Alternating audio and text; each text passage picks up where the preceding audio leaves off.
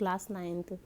आज हम आपके ये काव्य खंड से माखनलाल चतुर्वेदी का कैदी और कोकिला की ये पोयम करेंगे। मैंने पाठ परिचय और कवि परिचय बता दिया है, तो इसको ध्यान से सुनना बेटा।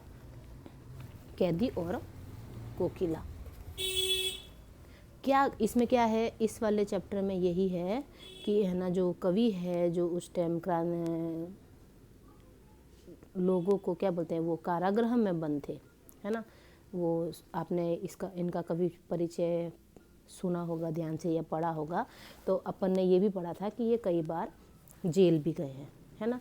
तो इनका जब ये जेल में थे तब इनके रात का टाइम था, तो वो कोई कोयल आती है और वो कू कू करती होगी, तो उसको मतलब उसको संबोधित करते हुए इन्होंने ये कविता लिखी है कि क्या गाती हो, क्यों रह जाती हो। ठीक है, वो कहते हैं कि है ना, ये जो उसको संबोधित करते हुए कह रहे हैं, जब कोयल कूक रही है, कि वो पूछते हैं कि तुम क्या गाती हो और रह कर, यानी कि तुम आती हो और जाती हो, रह कर आती जाती रहती हो। कोकिल बोलो तो, कि हे कोयल बताओ तो सही, तुम आखिर गा क्या रही हो, क्या गाती हो, क्या लाती हो। वो कहते हैं कि तुम मेरे लिए क्या प्रेरणा लाई हो। ऐसा नहीं है कि कुछ चीज़ लाई है, वो उनको वो जो स्वर सुनाई दे रहा है, ध्वनि सुनाई दे रही है, वो को कंटिन्यूटी में बोल रही है, तो उसमें रिलेटेड वो बोल रहे हैं कि तुम मेरे लिए क्या प्रेरणा लाई हो। संदेशा किसका है, या तुम कोई मेरे लिए संदेशा लाई हो, किसका संदेशा लाई हो। कोकिल बोलो तो, कि हे कोकिल मुझे बताओ तो सही कि तुम क्या कह रही हो, क्या संदेशा लाई हो मेरे लिए, क्या प्रेरणा लाई हो। तुम रह करके क्यों रुक जाती हो, कहाँ जाती हो, ऐसे करके वो उसको कह रहे हैं। ठीक है, अब ये है ऊंची काली दीवारों के घेरे में, है ना, वो जेल की ऊंची काली दीवारें, डाकू चोरों बटमारों के डेरे में। डेरा मतलब वो रहने का डेरा होता है ना, वहाँ पर। तो जो डाकू चोर बटमारे उनके डेरे में, क्योंकि वहाँ पर जो जेल है वहाँ पर तो डाकू चोर वगैरह ही कैद होते हैं। जीने को देते नहीं पेट भर खाना, मरने भी देते नहीं तड़प रह जाना। वहाँ पर क्या है, पेट भर इतना खाना भी नहीं मिलता है अपनी पसंद का, और मरने भी नहीं देते, वो तड़प के रह जाते हैं वहाँ पर। इसी को तो जेल बोलते हैं, सजा बोलते हैं। जीवन पर अब दिन रात कड़ा पहरा है, यानी कि कैद है वो, पुलिस वालों की चाकर मतलब वहाँ पर चौकीदारी कर रहे पुलिस वाले की, कोई कैदी भाग ना जाए। शासन है या तम का प्रभाव गहरा, यानी कि तम मतलब अंधेरा। हिमकर निराश कर चला रात भी काली, इस समय काली माँ मई जगी क्यों आली। इसका मतलब है कि इस वाले उसमें क्या कह रहे हैं कि जब कभी ब्रिटिश शासकों, उस टाइम क्या हुआ, ब्रिटिश शासन काल था, है ना। तो ब्रिटिश शासकों का जो कारागृह है वो क्या है, ऊंची ऊंची दीवारें हैं वहाँ पर, है ना। ऊंची ऊंची दीवारों का पूरा वहाँ पर अंधेरे में कैद है, रात का टाइम है। डाकू है, जो चोर है ना, वो बुरी आदतों के जो लोग हैं वहाँ पर वो रहते हैं, उनका आवास स्थान है ना।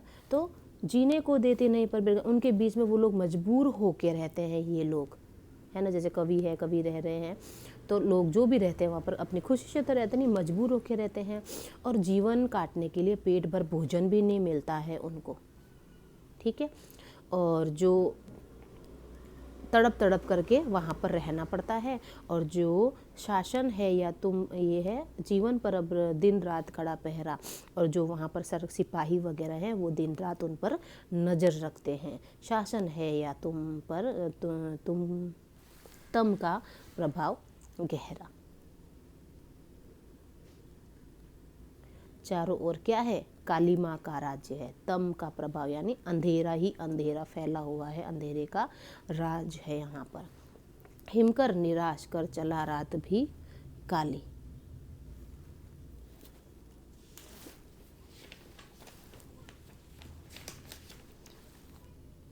हिमकर मतलब चंद्रमा, ठीक है। जो चंद्रमा का पर्यायवाची है हिमकर, जो चंद्रमा है वो भी गायब हो गया है। निराश कर चला रात भी काली, यानी वो भी निराश होकर के गायब हो गया है, चला गया है। और अब क्या है, घनी काली रात है ना।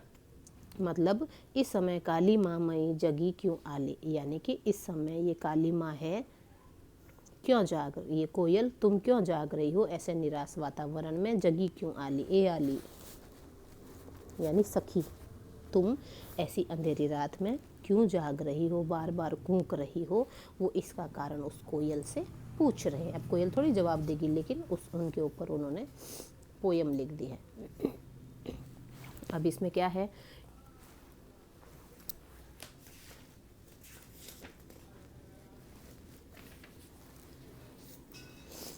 थोड़ा पोयम लंबी है तो 2 पार्ट में डिवाइड करेंगे। क्यों हुक पड़ी, ठीक है। हुक मतलब होता है वो जो टीस होती है ना, वेदना कसक से भरी जो बोली होती है हुक। क्यों हुक पड़ी वेदना बोझ वाली सी, कोकिल बोलो तो क्या लूटा।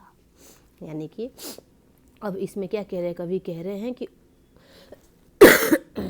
उसके गले से यानी कोयल के गले से जो कूक है वो भी हुक जैसी लग रही है, यानी कि कसक से भरी हुई लग रही है, ठीक है।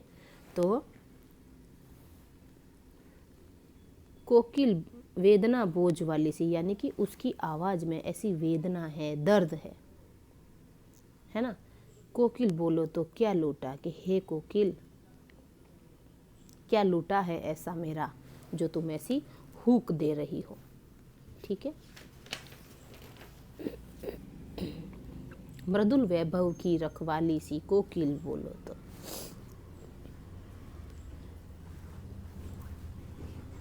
मृदुल वैभव मतलब क्या होता है, सुख समृद्धि ऐश्वर्य, है ना।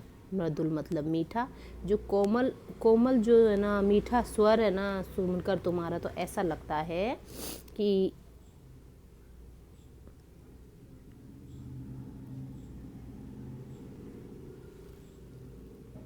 मृदुल वैभव की रखवाली सी कोकिल बोलो तो, मतलब उसका मीठा स्वर सुनकर ऐसा लगता है कि उसे वसंत की मधुर छटा की रखवाली का भार मिला हो। इस लाइन का मतलब ये है। फिर वो बोल रहे हैं कि अगर फिर वह बताए कि उसकी आवाज़ में इतना दुख क्यों है। मृदुल वैभव की रखवाली सी, यानी कि जब कोयल आती है, वसंत ऋतु आती है तो कोयल कूकती है ना, उसका संदेशा देती है। अपन एक चैप्टर में भी पढ़ा होगा, वो गान करती है, इतना जैसे लग रहा है कि वसंत ऋतु का राजा आ रहा है, गाजे बाजे के साथ जो कोयल है वो गीत गा रही है मधुर, है ना, उनके वेलकम सॉन्ग गा रही है।